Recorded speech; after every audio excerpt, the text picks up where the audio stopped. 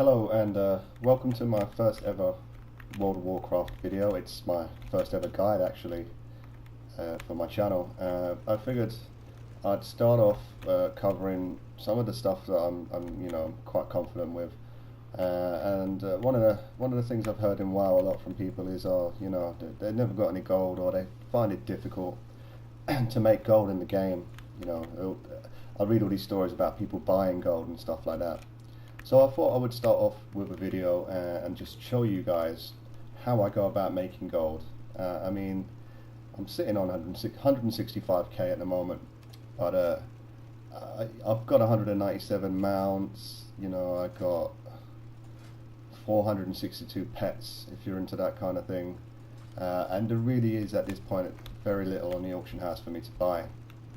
And I was able to get all of that stuff, or the vast majority of that stuff, just because I had so much gold to burn through. When you've got so much gold in this game, it's a bit of a joke, really. So I'm gonna show you today how to make some crazy gold on the auction house, and it's 100% legitimate. We're not going to cheat in any way. We're going to use a couple of add-ons just to make it faster, make it a bit more convenient for us, and we're going to buy some stuff off of the auction house, and we're going to use 2 characters, 2 level 90s that is, with 4 max professions. You can make gold still with 1 character, but the more professions that you've got to available to you, the more gold you stand to make. And so what we're going to do, we're going to start off, we're going to go to the auction house. I'm in Dalaran, on my main character, Testify. He's a level 90 Night Elf Rogue. And we're just going to go to the auction house. I use a little add-on called Auctionator. It's my favourite auction house add-on I've come across. I did used to use Auctioneer, but I found that Auctionator was a lot better. And we're just going to go ahead, open up auction house, go to the buy tab at the bottom, and we're going to use the shopping list function, which is one of the reasons I really love Auctionator. It lets you create these shopping lists, and every time you come to the auction house, you can use one of your pre-made lists just to look for some of the stuff that you want. And we're going to use my shopping list today called Profiteer. So I'll look for all my profitable items, and we're going to look for some ghost iron ore. So we're going to just click on the ghost iron, and it will start scanning for any auctions containing the word ghost iron. It'll take a little bit of time because it's quite busy. And it's brought up here: ghost iron ore, ghost iron bar, ghost iron shield spike, etc, etc. We want ghost iron ore, so we're going to click on that. It's 48 gold a stack, which is quite reasonable, really. For a while before they nerfed the spawn rates of the ore nodes, it was ridiculous. You could get stacks for almost what they vended for, but they're a little bit more expensive now. I'm going to go ahead and buy some of these. Click buy on the add-on, and it's going to scan these 148 stacks, make sure they're still there, and you can just spam click buy another, until you get how many you want. I'm just going to buy 10 just for the sake of this video. But normally if I was doing this and I was really intent on making some gold, I'd buy anywhere between 200 to 400 stacks, and I'd spend a couple of hours doing what I'm about to show you, and I'd spend maybe 20-30k, but then I would probably make back anywhere between 70 to 100k, depending on how busy it was. So we're going to go use our mailbox to collect our ore now. I use an add-on called Better Inbox, and it just lets me one-click collect everything. It's a really useful add-on. Again, it just speeds up the process. And I'm going to use a little macro now to prospect this. And the macro I use, if I just bring it up, it's a very simple macro. It's /cast prospecting, and then /use, and you go on to /use all the different types of ore, any ore that you plan on prospecting. As you can see here, number 1 on the list, ghost iron ore. So that's great. We're just going to use that. We're going to just spam click our prospect here. You can keybind it. I've got it keybound to F9 because I'm recording and I can't remember what F key I'm using to switch on and off recording. I'm not going to go ahead and press it. I'm going to just spam click it instead. As you prospect it, you'll see you start getting different types of gems. You get the the green text gems, which are the uncommon types, and we're going to use those for crafting. We're going to craft some jewellery out of those. And then you get also the superior quality, which is the blue text, like these ones here, River's Heart, etc. These are the blue text superior quality gems, and we'll actually craft those into gems that we're going to sell. I make most of my money from gems.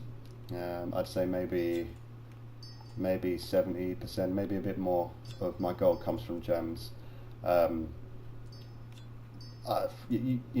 just find that a lot of people use gems. A piece of armor, you'd only use one enchant on a piece of armor, but you might use 2 or 3 gems on a piece of armor. So there's very high turnover and a high demand for gems, especially when you've got new content out and people getting new gear. The first couple of weeks after a patch, you can really make some insane gold if you just camp the auction house and do what I'm showing you. We're halfway through now. Again, just prospecting our ore. Got a fair few gems coming through. And what we're going to do with these gems in a moment is begin to cut them. I don't use any add-ons. I'm just using the default UI for crafting here. I've heard a lot of buzz about Trade Skill Manager. I never use it myself. I suppose I could be missing out on that one if you want to go and check it out. But I use the default UI. It works just fine for me. If you know what you're doing, if you pay attention to the prices, if you do this often enough, you'll get a feel for good prices and what sells and what doesn't. And you shouldn't need it. But again, if you're really looking to do all you can to make as much gold, Trade Skill Manager is a good add-on. I've heard a lot about it. You should probably go and check it out. So we're almost done. I'm going to prospect another 6 or so stacks, and then we'll get on with the next stage, which is to craft it. I like to keep my gems nice and neat. I'm a bit OCD. Okay, so we're finished now. Once we've got our gems rather, once we've prospected our gems, what we do is go back to the auction house, back to the buy tab. We'll use our shopping list function, and we'll go to my shopping list. It's called competition because I like to check out if anyone's undercut me on gems. And we'll work our way through the gems, the superior quality gems. So we'll start with Imperial Amethyst here, which we've got here. Just brings up all the purple gems. Now I can tell you from experience here, there's only 4 gems that really sell well. I've already got 3 listed, which is the Veiled, Purified, the Glinting, and the Etched. And basically you are just looking at the Strength and Hit, Agility and Hit, Intellect and Hit, and Intellect and Spirit. The rest of them don't sell. You'd be lucky if you sold 1 a week of the other gems. But these ones you can sell, and you can sell loads a day. With the red gems, I've only got 1 red gem and brilliant gem, intellect gems, so they're most expensive at the moment. So we're going to craft just 1 of those for the sake of this. Obviously, if I'd done a bulk, if I'd done if I'd gone out and bought 400 stacks of ore, we'd make some of every one. But for this, we're just going to use that 1 gem. Go on to the River's Heart, the blue gems. We'll make some Stormy River's Heart, some PvP gems. And onto the yellow. It looks like we've got all the yellows covered. The subtle, everything in the yellow sells quite well, except for the subtle, the dodge gems. The dodge gems just don't move. I don't know why. I guess there's no class that uses them. I wouldn't be able to tell you. We'll go on to the orange. We've got a couple of orange gems here. Orange, we've got some. We'll make some Reckless. I know for a fact those sell very well. And finally onto the green, and we'll make some Energized, because I know those also sell pretty well.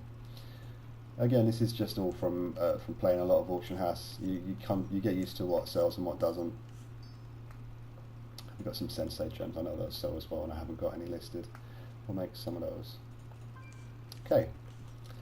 So once we've cut our superior gems, we'll go to the sell tab at the bottom.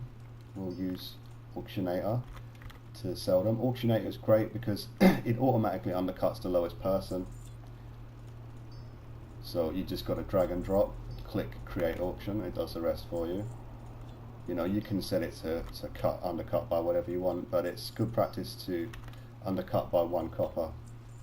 You know, you don't want to go and just destroy the market or make a lot of people angry.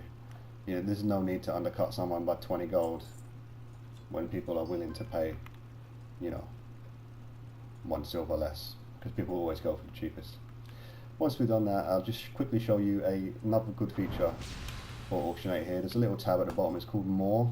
It brings up everything here, active items, everything that you've listed for auction. You click the check for undercut button and it basically works its way through your whole inventory, everything that you're selling. It scans and checks every single one in a row. Anything that your lowest price, no one's undercut you on, will come up with a green tick, and if you've been undercut by anybody, it will come up with a red cross. And as it makes its way through the list, when it comes to the end, you'll see in a minute, it tells you how many you've been undercut under, and it will give you the option to cancel those auctions. So any second now it's going to pop up, and we're going to just click cancel. There we go, 10 of your auctions are not the lowest price, would you like to cancel them? Start cancelling, spam click it. There we go, all done, ding ding. Then we're going to just run along to the mailbox, again using our mailbox add-on. 1 click collect all our gems. And run back to the auction house, sell tab, and just quickly relist them. The really great thing about this auction, this add-on rather, is the check for undercuts function. You know, that's amazing. You can just check back frequently and just continuously make sure that you are the lowest price. If your items are the lowest price, then people are always going to buy them, because nobody, you know, you're always going to buy the item for as cheap as possible. Nobody wants to spend more gold, simple as that. So we're going to come back here now, dual crafting again. And we've got these uncommon gems, and you know, you can't craft them because nobody's going to buy them. Everybody wants to, you know, the other gems have got more stats. Why would you settle for anything like this? So we're going to actually do something with these now. We're going to craft these into some necklaces and some rings. So we'll start on those. Those are the necklaces, and ornate bands, those are the rings. Going to turn it all into jewellery. Now you remember earlier on I said about needing 2 characters, and so far you've only seen me use dual crafting, and you're probably wondering, you know, why did I say 2 characters? Well, what you can do with this jewellery that we're making here now, excuse me, what you can do with this jewellery is you can send it over to your enchanter. You know, you can actually, I've got a horde tomb, and the horde, he is a dual crafter and an enchanter, so I don't need to send it. But on my main, I've got dual crafting and leather working, because I spent a fortune on patterns for leather working. I don't want to abandon it after investing so much into it. So I just rolled another character to do my enchanting for me, and we're going to send those over there.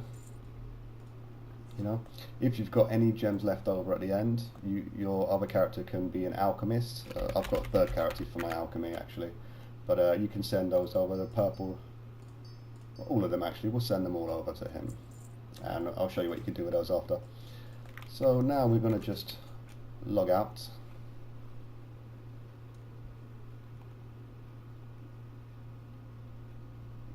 Okay, a little bit slow, so just bear with me.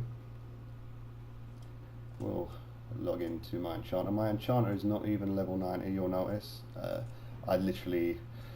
got to level 88 and I got bored. I wasn't enjoying healing. I've been really lazy this expansion. But I did level his professions. That was the first thing I did with him, was to level his professions. He had 4 professions at level 85. Once it's leveled, you know, you can just receive all that mail you just sent over and disenchant it.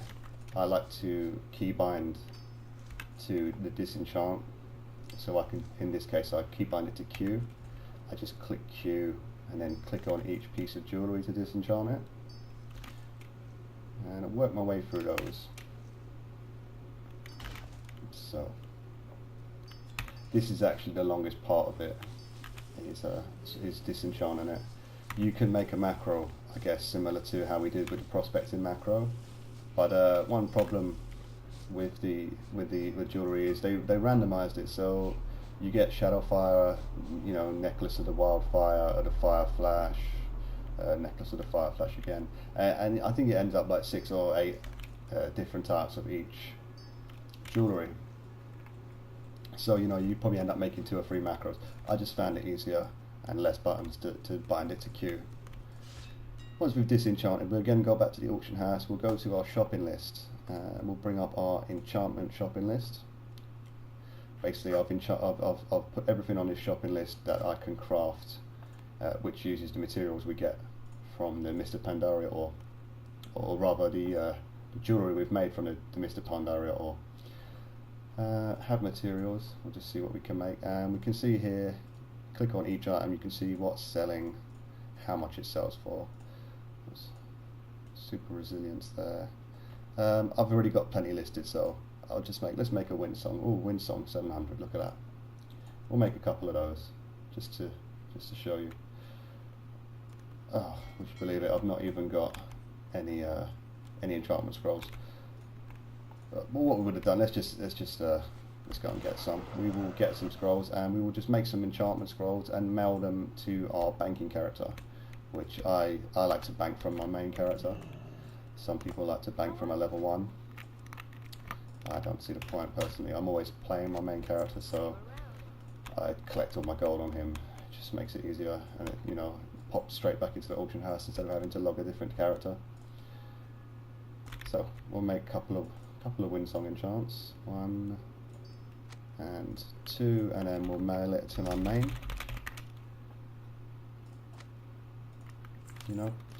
And then we'll log out again. You can go to your alchemist now. I don't know if I've got any golden lotus. I should have really checked. But you can transmute on your alchemist. You can turn those gems into some superior quality gems and cut those and sell them on. It's all about really just taking the ore that you get from the game and just really getting as much out of it as you can. I haven't even got any gold to sell you. Maybe I can afford 1. Actually, I don't even think I've got enough gold for 1 on this character. Yeah, we'll just skip it. But normally I would just transmute these. Oh, hang on, I have got some. Silly me. We'll transmute some reds. If you've got a transmute master as well, you can get a proc. You can get up to 5 gems on a proc. So I've got a ×2 gem there again, another ×2, and these are just basically free gems that you can get. It procs and you get a free gem. If not, you just get the 1 gem that you had the materials for. Anything else is a bonus. So we'll just do the reds and the purples, and we'll send those again back to my main.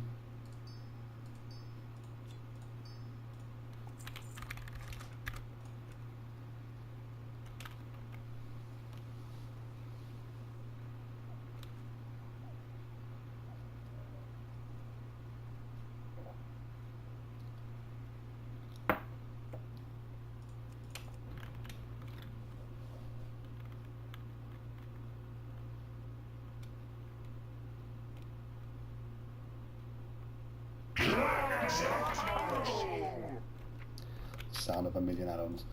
We'll collect what we've just sent to ourselves, and again we'll just run back to the auction house. We will list our auctions. 2 Windsongs there. Again, we're only undercutting there by one silver, and we've still got some gems here, so we can go and make some red gems if we need to. But that's basically it. You check your undercuts again, and as you can see, we're the lowest price at all of them. So now anytime somebody's going to buy an enchantment, glorious stats chest enchantment, they'll go there and they'll look for the cheapest one, and they'll find yours and they'll buy it. And that's one of the main things. Once you spent all this time crafting, you just want to check back frequently, and you want to make sure that your items are the lowest price, because if they're not, people won't buy them. Even if it's just 1 copper, people's going to go for that to save that 1 copper. It sounds ridiculous, I know, but why pay more? Why are people going to pay more? So just continue, just check on them regularly. Make sure that your items are the lowest priced, and you know you will make a lot of gold. You can see here I've got 164k again. I just don't have anything to do with it. And if we check my statistics, character, wealth, total gold acquired, well, just look at that, 2,463,355 gold. So you can make a lot of gold just by doing that. Again, this is my first video. I hope you enjoyed it. Please, if you found it helpful, or if you want to see some more videos, or if you've got something that I missed, something that you're not sure about, please comment. Rate and subscribe me, because it will give me some feedback. Let me know that you found it helpful. And I'll see you in the next video. Thanks a lot for your time.